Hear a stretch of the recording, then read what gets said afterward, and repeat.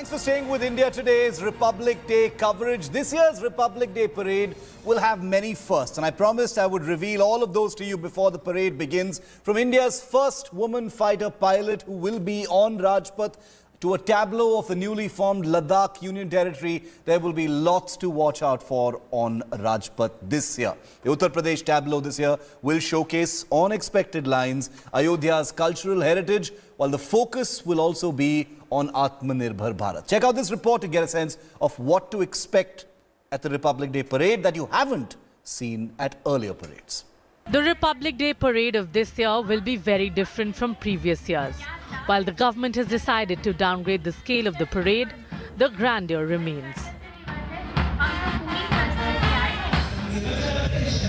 Uttar Pradesh's tableau will feature a replica of the upcoming Ram temple in Ayodhya. It will also display the culture, tradition and art related to the temple town and will give a glimpse of the Deepotsav and various stories from epic Ramayana. Gujarat's tableau will display the Sun Temple at Modhera in Mehsana. The carvings on these pillars have scenes from Ramayana and Mahabharata. Tamil Nadu's tableau showcases Shaw Temple and other monuments of Pallava dynasty. Renowned for its patronage of temple architecture. Maharashtra's tableau highlights the influence of Bhakti movement, which brought a great change in religious beliefs of people. Prominent saints are seen on the tableau. Uttarakhand's entry shows the majestic Kedarnath temple, apart from state animal musk deer and the state bird monal. Depicting the splendor of musical instruments Thankul, Tori, while Andhra Pradesh will showcase the Lepakshi temple, which is one of the finest examples of the Vijayanagar Empire's architectural style. The supreme sacrifice of 9 Sikh Guru Tegh Bahadur will be the theme of the tableau of Punjab. The tableau of Ministry of Electronics and Information Technology is inspired by the theme Digital India, Atmanirbhar Bharat, and shows a 3D model of a robot with artificial intelligence. The Department of Biotechnology depicts the process of vaccine development, India's weapon to fight the COVID pandemic. From display of rich cultural heritage to devotion and scientific innovations, this year's Republic Day has it all. इंसान का मन ये कह दे, एक है भारत, नेक है भारत, एक है भारत, श्रेष्ठ है Bharat. Bureau Report, India Today. Bharatvarsh के विविध रंग किसी इंद्रधनुष जैसे लगते हैं. So that's just the stuff on the ground. In the air, like I said, there's also something very new. The newly inducted Rafale fighter jet will be making their first public appearance since they were inducted into the Indian Air Force last year. The Rafale, in fact, will be the showstopper. It will culminate the Flypast by carrying out a vertical Charlie maneuver, marking the first time that the aircraft will be on display in public in India. That and many more lethal machines of the Indian Air Force will be showcased in this big show of air power. Abhishek Bhalla gets you the details. The Rafale, the game-changer fighter jets, which has given a major boost to India's air power capability, will be the center of attraction when they take to air during the Flypast on the Republic Day parade.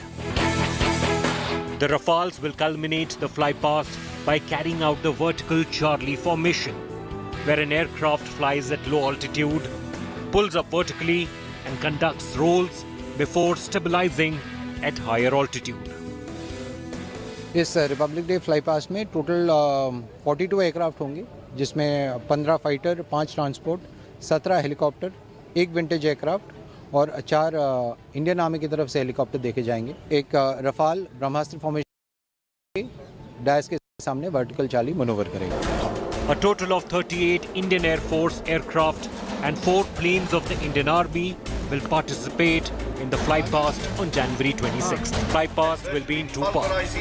The first at the beginning of the parade and another after the parade on the Rajpath. The Indian Air Force's vintage Dakota aircraft, flanked with 2 Mi-17 1B helicopters, will be flying in Rudra formation at the time when the Bangladesh contingent will be marching past President Ramnath Kovind's dais. The Dakota aircraft played an important role during the 1971 war. कुछ formations जो देखे जाएंगे ये राजपथ पे पहली बार देखा जाएगा। एक फॉर्मेशन है जिसका नाम दिया गया है रुद्र फॉर्मेशन, जिसमें एक डकोटा और 2 Mi-17s एक साथ उड़ते हुए दिखेंगे। Flight Lieutenant Bhavna Kant will also make history as the fighter pilot of the Indian Air Force will be part of the parade. The theme, Indian Air Force, the cutting edge. She will be the part of Indian Air Force's tableau contingent that will showcase the Make in India initiative. At the Flypast, Sukhoi 30 MKI will display indigenously developed Astra and BrahMos missiles. Chinook, Mi-17, Apache helicopters, Sarang helicopters, 2 Jaguars and 2 MiG-29s will also be flying in Watch the Skies as Indian Air Force's machines will roar high. With Abhishek Bhalla, Bureau Report, India Today. I want to go across to India Today's Abhishek Bhalla, who's live with me. Abhishek, the Rafale, since they arrived last year, have been operating from their home base in Ambala. They've been flying, a lot of sorties. They've been flying in Ladakh as well, as you've been reporting. But this is the first time that they will be visible in public. I already know a lot of people who are going to be on their terraces today, trying to get that first in real life look at the Rafale. You, of course, have already seen it, Abhishek. That's right, Shiv. In fact, people have been trying to film the Rafale from the terraces during the rehearsals. So obviously this will be a big attraction during the Republic Day parade in the Flypast when the newly inducted Rafale is going to fly over Rajpath.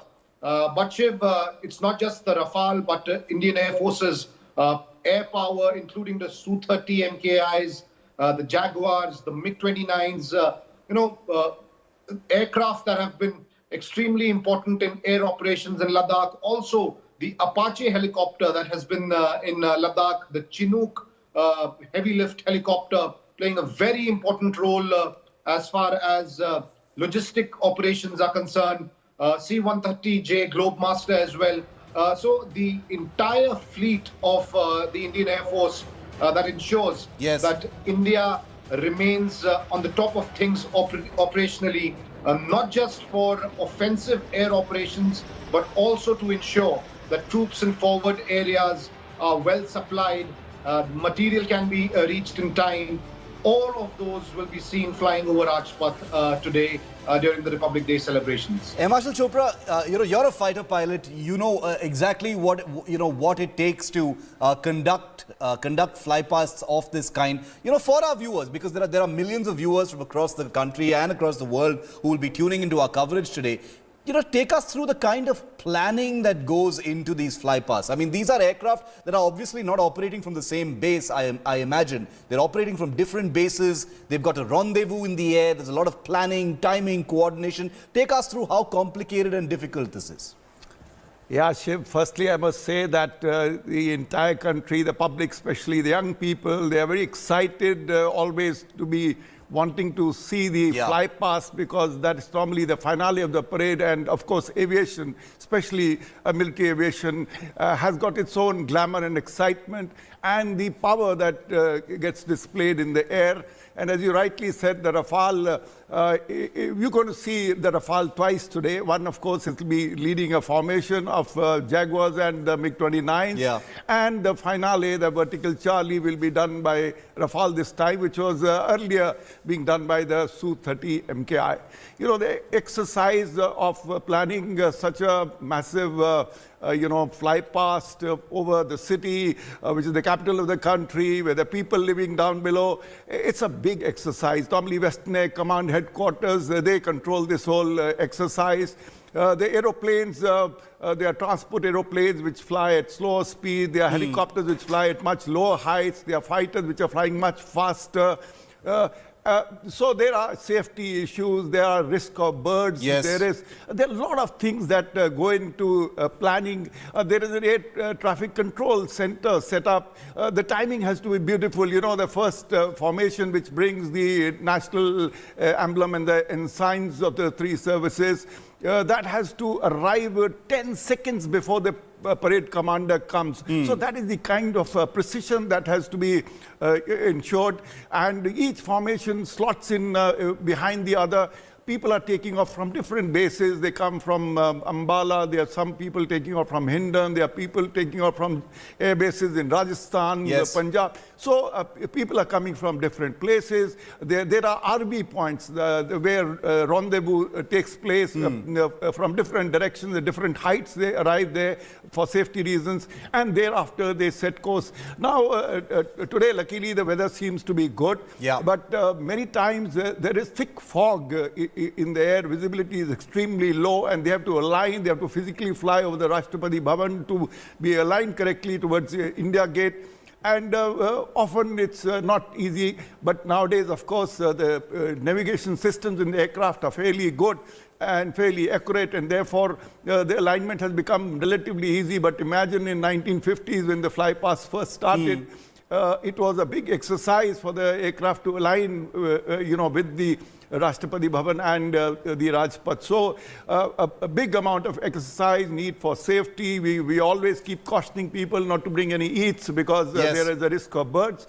And even the nearby hotels are advised to manage their food accordingly, food disposal. So lots and lots of things that go in. Huge number of moving parts. I mean, and that's the reason why whenever the Republic Day happens, everything happens in such beautiful synchronicity, in such symphony, that you don't get to see the hard work and the toil and the coordination that has gone on behind the scenes. You only see the painting. You never really see all the work that's gone into creating that beautiful picture.